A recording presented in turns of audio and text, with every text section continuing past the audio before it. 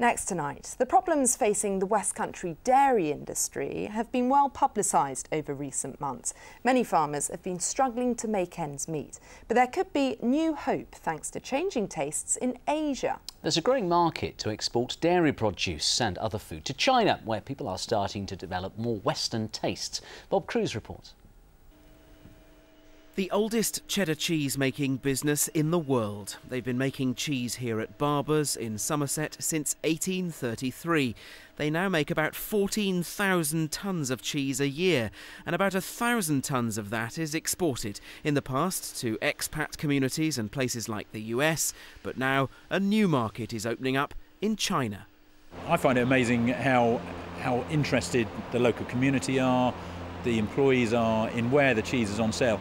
We've got 115 farms supplying milk into the business here, and their number one interest really is where is our milk going, where is it being sold, and of course that it makes a great story for the suppliers and hopefully for the community, and hopefully it's good for the business too.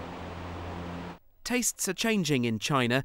In the past, they consumed very little Western-style dairy produce, milk, cheese, yoghurt, in the way we do.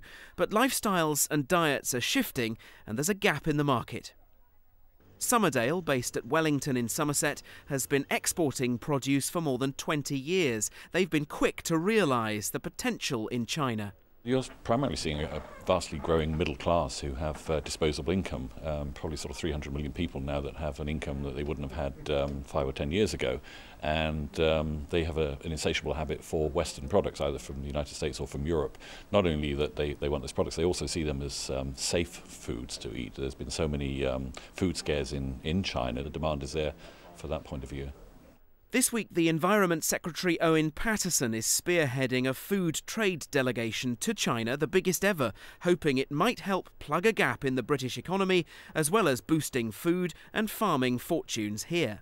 If other countries can get in there with their dairy products, we also can, because we have absolute top-class, top-quality added value dairy products. And that actually is the only future for the dairy industry, is to get ahead and export added value products.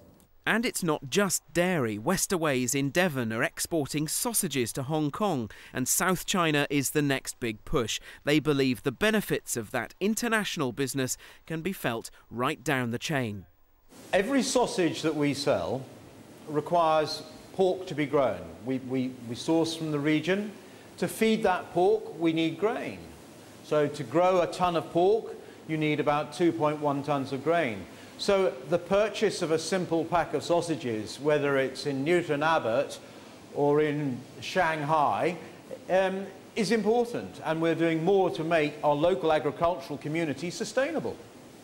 China, the world's biggest market for groceries, is getting a taste for tastes from the West. Food from the Westcountry could be perfect to satisfy those cravings and help sustain one of our region's most important industries. Bob Cruz for the Westcountry Tonight.